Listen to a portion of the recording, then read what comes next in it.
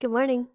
It's a beautiful sunny day, and today we're going to be firing a manual kiln, and I'm going to be showing you exactly how I do it and how easy it is, because it's not as scary as it seems. So let's do it. First off, let me do a little explanation. So, kilns. When I took a college class, um, and that's how I learned how to do pottery. When I took that class, I didn't have anything to do with the firing. I didn't know anything that went on. I didn't understand anything about it. So, getting into doing pottery myself, the kiln was the scariest part. I got this kiln for free from a family friend. They had it gifted to them from a public school that was getting rid of it. Um, this is a manual kiln, which means that basically they're not as scary as they seem.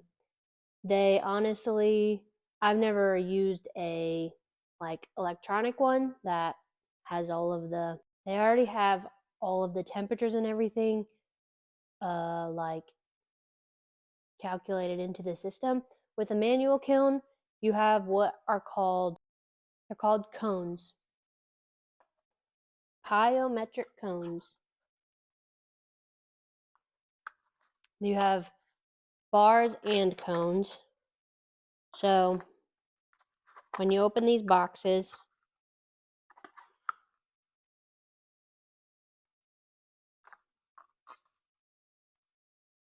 looks like this. And there's two connected to each other. So you just have to break it apart, and then you have your cone.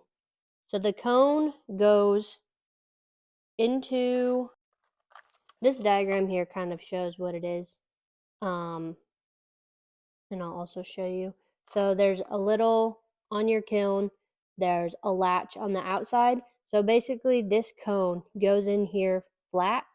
This one's a bar, which you can use either one. So it goes straight across, and then these are rated to melt at a certain point.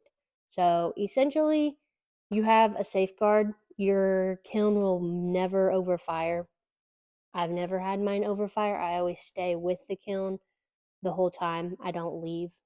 Um, so the kiln will automatically shut off when the cone melts to the correct temperature. So it'll flip the latch off and the kiln will shut off. So some quick, fast overview of firing. You fire pieces twice. So the first time, this is called greenware. It means that you make your piece and it dries out all the way. It's like white. It feels cold to the touch. Um, yeah, it just doesn't have any wetness in it. These have been drying for probably a week or two. You don't have to wait that long. It depends on what time of year it is. In the summer, stuff takes a lot longer to dry out because there's a lot more humidity in the air. The wintertime stuff dries out super quickly. So this is called greenware.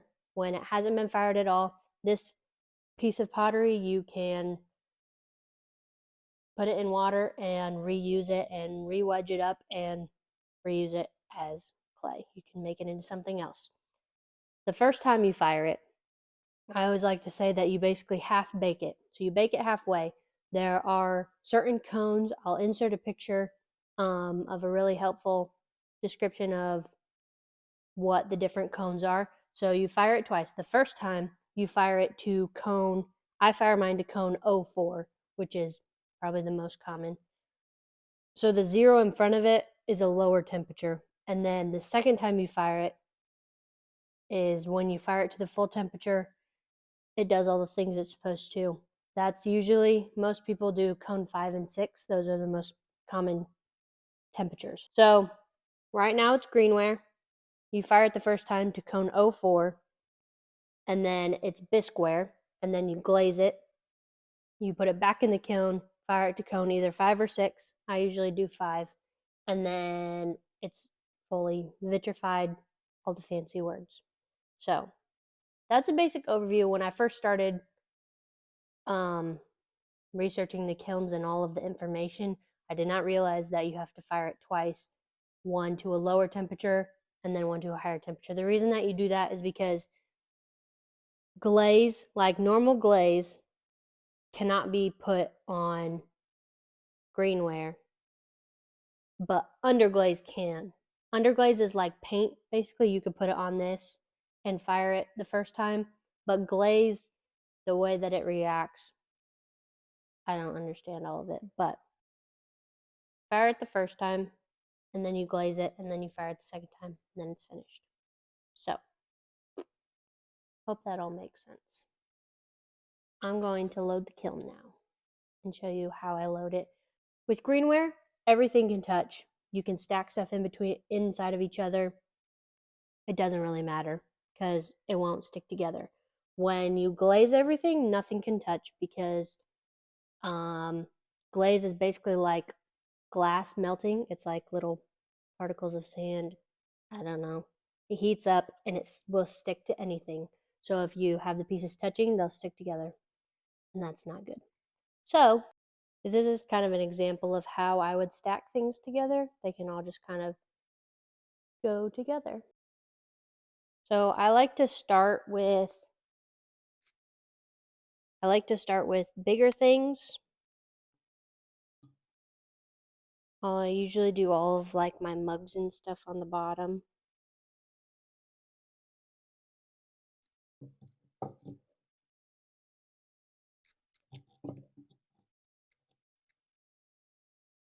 Also in your kiln, you have shelves and posts. These are your shelves. These are your posts. You have different sizes of them. On the very, very bottom of my kiln, it may look like the bottom shelf is just sitting on the bottom, but there's actually like little teeny tiny posts on the very bottom so that there's proper air circulation throughout the kiln.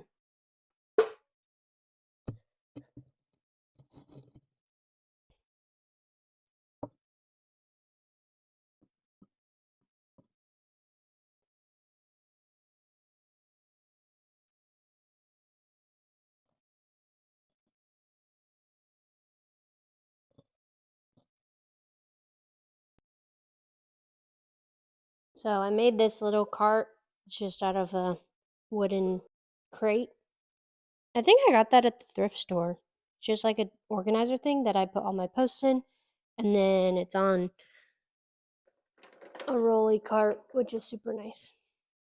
The posts that are on the bottom are, I think these are 1/2 inch. The ones on the bottom are, I think, 1/4 inch, so half of the size. So this shelf, or the posts, are significantly higher than the top point of these pieces. So I'm going to get a shorter one. And you want to make sure that all of the posts are lined up and stacked right on top of each other, because otherwise it can make your shelves warp, which is not good.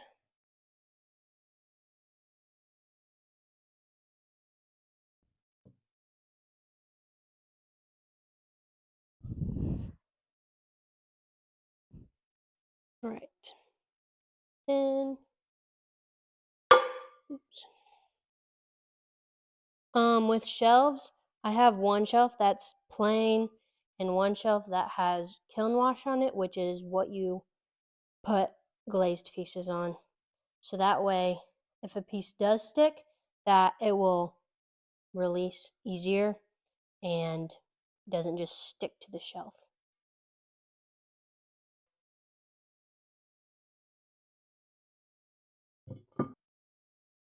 Okay. So then you also want to pay attention to the height difference between the shelf and your kiln sitter. This is called a kiln sitter.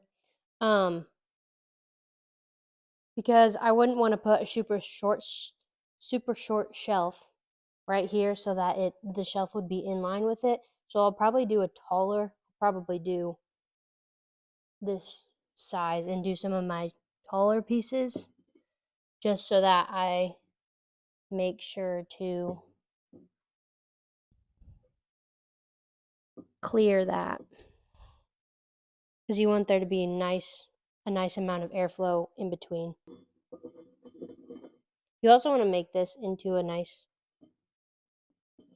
triangle so that your shelves don't warp. And then I will go ahead and put my kiln sitter in, or I will go ahead and put my kiln post in. So what I did, it says on the side 04 and 5. So I got my cone 04 in a bar, just so that, I mean, I always pay attention to the cone that I'm doing, but this kind of just differentiates so that I don't get them mixed up. So, take my bar, come out here, lift up this switch, push down the little lever. By doing that, it lifts that up, and you just put it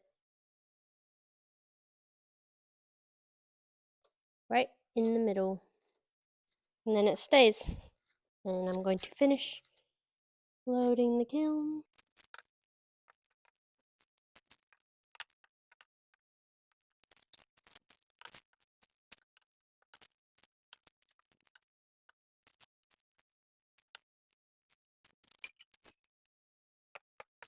And then the top shelf, you don't need to put any posts on because you won't be stacking anything else on top.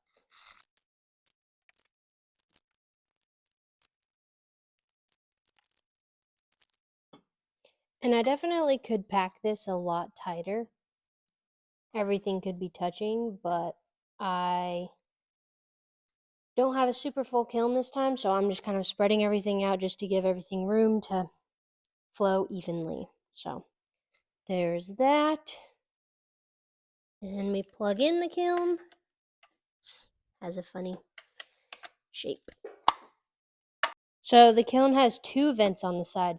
So when you're starting it, you want to close it and use this little bumper, put it on the last so that it's just a little bit open.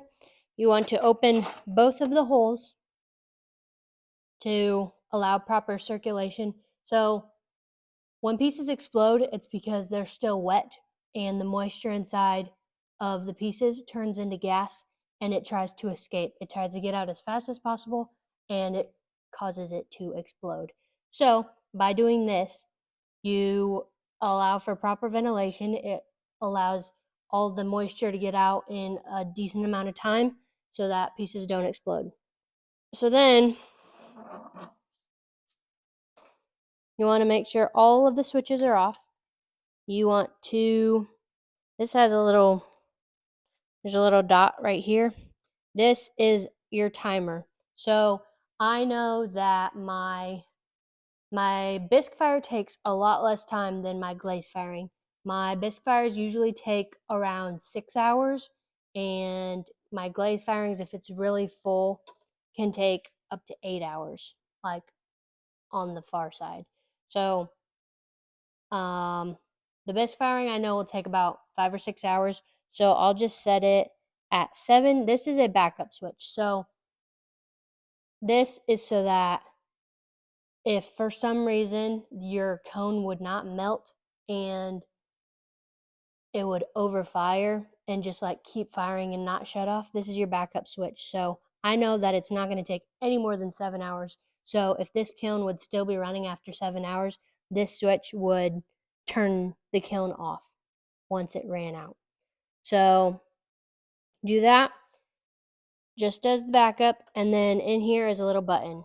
So you push the button and you should hear it start to buzz, even though all these are off, and you can like barely see the light turn on here. So that's how you know that it's on, it's humming, it's doing its thing. And then I look at what time it is, which it's 7 something. I look at the time and I turn the first switch on for an hour and a half. I do the first 2 switches for an hour and a half. So after an hour and a half, and flip this switch, set another timer for an hour and a half. And then the last 2 switches I do every hour. So I used to do it an hour for each, and I've had so many pieces explode. And so I talked to a fellow potter, and she really helped me out with timing and everything. So she told me to vent my kiln, open both of the holes, and do the first two for an hour and a half, second two for an hour. You can do even slower than that if you have like a really big piece that you're worried is going to explode because you're scared it didn't dry out all the way. You can always do your first switches for even longer. I would say your first switch is the most important. So say you have a really big piece, like you make a huge vase and it's super thick and you really don't want it to explode. You can do the first switch for like 2 hours just to be safe. It's better to be safe than sorry. You're better off doing your first switch for way longer just in case if you're really worried about something. But yeah, an hour and a half I've found is like perfect sweet spot. It's not too long. I mean, you can't do anything too long. So you do the first switch for an hour and a half with it vented and both holes open. When you flip the second switch, you close the lid. Let me double check. I wrote this information down because I every time forget. So this is what I wrote. So first switch for an hour and a half, both holes open, the lid cracked. The second switch I do for another hour and a half. I close the lid, leave both of the holes open. The third switch I do for an hour and then I close the bottom hole. And then the fourth switch, flip this fourth switch, and then you just wait until it shuts off. Yeah, my bisque firings are usually like 5.5 hours. I have been logging everything. I just like take notes, what I did. I write down everything that I did. I sometimes write like how full the kiln was. Then I can just kind of see like the differences of how long it took, how full the kiln was, if things explode, if I do something wrong and it explodes and I know exactly why it happened. I write all of it down just so that I can keep up with everything. I have records of all the things that I do. I know how long it's going to take. Yeah. And then last thing I recently made a vent system. So I didn't used to have one. A lot of people have fancy ones. But I saw a video of a lady that made this venting system. So I'll link the video because it was super helpful. It was super cheap. It was like maybe $120 max, but it's super easy. It has this little fan on it that vents out the window, two adapter thingies, and then this hose. So what I do, I get just I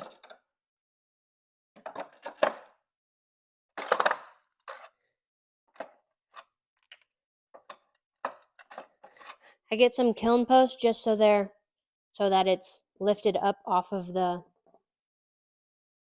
lid. And this is just to help vent out the fumes. I didn't have it the first little while because there's a big, huge overhead door that I would just open, and that vented it enough. But once it got cold outside, I didn't want to open the door when it's like 2 degrees outside. So I made this vent system. It's especially helpful for when you do a glaze firing because that lets off way more fumes and chemicals that you don't really want to be breathing in. You can get carbon monoxide poisoning if you breathe it in. So it's better to just not be in the room, but I have this out at my grandparents' shop. So it's out in the country. It's like 5-10 minutes from my house. And like my aunt and uncle live here. So I don't really want to just go into their house. So I just stay out here. I got this vent system. I usually have the doors open and I sit like on the other side of the room. This has really tall ceilings, so as long as you don't sit right next to it, should be fine. But I made this for especially when it got cold out. So it has a nice long hose. You set it on here. You have to like figure out the sweet spot so that it doesn't fall over.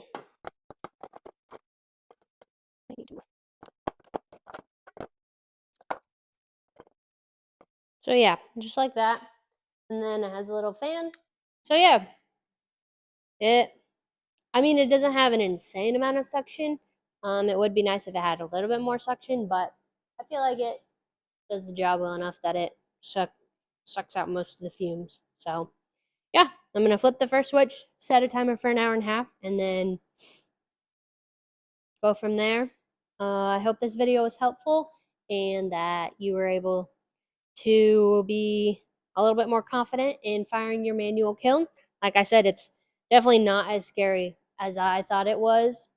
It's definitely intimidating your first time, but once you get it down, having the right numbers, the timing of everything is the hardest part to figure out, but I feel like with those numbers and this size of kiln,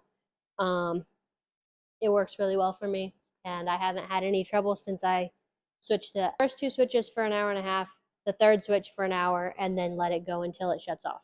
So yeah, thanks for watching this video. I hope it was super helpful, and I wish you the best of luck on your firing journey.